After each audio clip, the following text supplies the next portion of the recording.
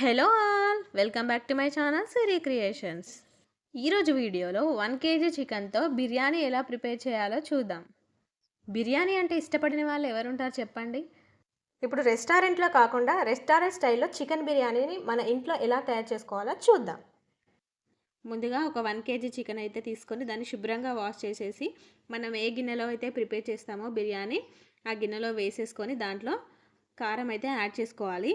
మీరు మీకు తగ్గట్టుగా కారం యాడ్ చేసుకోండి. అలాగే టేస్ట్కి తగినంత ఉప్పు కూడా యాడ్ చేసుకోవాలి. నెక్స్ట్ అదేవిధంగా కొంచెం పసుపు కూడా యాడ్ చేసుకొని ఉప్పు, కారం, పసుపు ఈ మూడు మంచిగా కలిసేటట్టు ఒకసారి మంచిగా కలుపుకుందాము.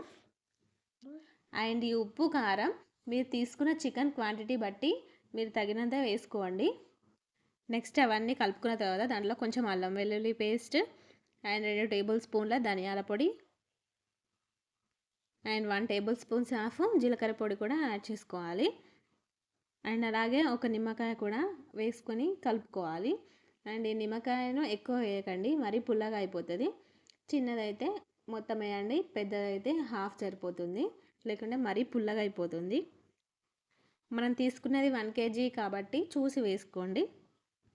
నెక్స్ట్ దాంట్లోకి మనం ముందుగా డీప్ ఫ్రై చేసుకున్న ఉల్లిపాయ ముక్కలను కూడా వేసుకోవాలి.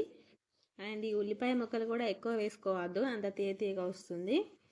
అండ్ నెక్స్ట్ అలాగే పుదీనా ఆకులను కూడా వేసుకోవాలి. ఇది మనం దమ్ చేసేటప్పుడు మంచి స్మెల్ వస్తుంది. అండ్ అలాగే కొంచెం కొత్తిమీరను కూడా యాడ్ చేసుకోవాలి. అండ్ నెక్స్ట్ కొంచెం ఆయిల్ కూడా వేసుకోవాలి. మనం ఉల్లిపాయలు డీప్ ఫ్రై చేసుకున్న ఆయిల్ వేస్తే మంచి టేస్ట్ ఉంటుంది. సో ఆయిల్ అయితే వేసుకోవాలి.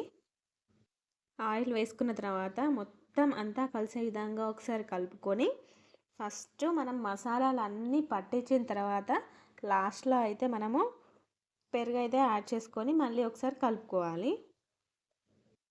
ఈ పెరుగు వేయడం వల్ల గ్రేవీ అనేది మంచిగా వస్తుంది. అండ్ ఇక్కడ నేను ఒక కప్ అయితే పెరుగు యాడ్ చేసుకున్నాను. యాడ్ చేసేసుకొని మంచిగా అంతా మొత్తం ఒకసారి కలిసే విధంగా మళ్ళీ ఒకసారి కలుపుకొని ముక్కలన్నీ కింద మంచిగా గిన్నె కానేటట్టు మంచిగా కలుపుకొని పెట్టుకోవాలి.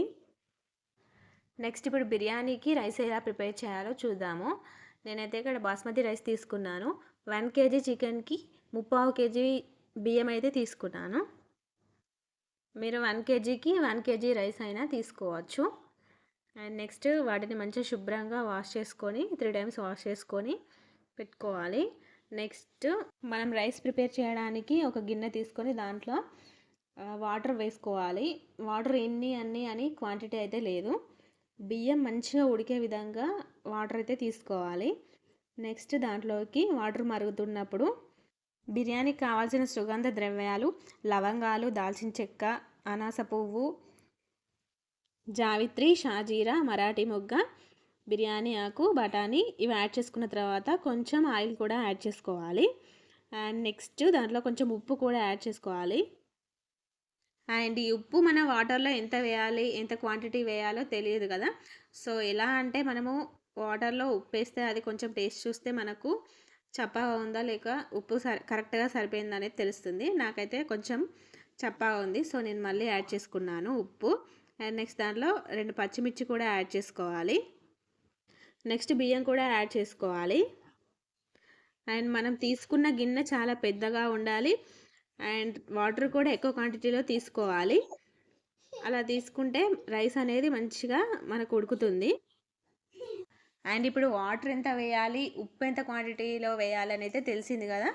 వాటర్ అయితే మనము బియ్యం అయితే వాటర్లో డ్యాన్స్ చేసే విధంగా వాటర్ అయితే వేసుకోవాలి. అండ్ ఉప్పు అయితే సముద్రంలో నీరు ఎలా ఉంటుందో ఉప్పగా అలా తీసుకోవాలి. అలా తీసుకుంటేనే మనకు చప్పగా అయితే ఉండదు, ఉప్పు బాగా కరెక్ట్గా సెట్ అవుతుంది. ఎందుకంటే నెక్స్ట్ మనం మళ్ళీ దాంట్లో యాడ్ చేసుకోలేము కాబట్టి. అండ్ రైస్ 70% ఉడకాలి.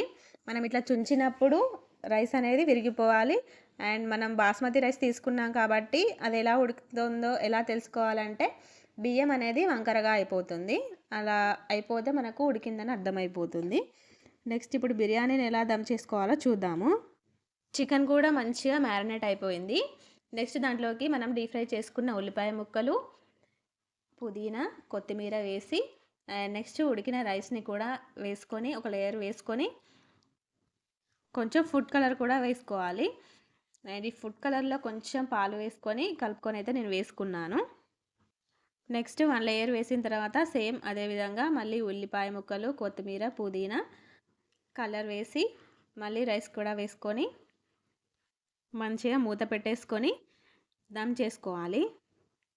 అండ్ ఈ దమ్ చేసేటప్పుడు కూడా మనం మంచిగా దమ్ చేయాలి, లేకుంటే మాడిపోతుంది. మనం మూత పెట్టేసుకొని ఒక ఫస్ట్ 10 నిమిషాలు హై ఫ్లేమ్లో పెట్టేసుకోవాలి. నెక్స్ట్ 30 మినిట్స్ మనం లో ఫ్లేమ్లో అయితే మనం చికెన్ని దమ్ చేసుకోవాలి. మొత్తం 35-40 మినిట్స్లో అయితే మనకు చక్కగా దమ్ అయిపోతుంది.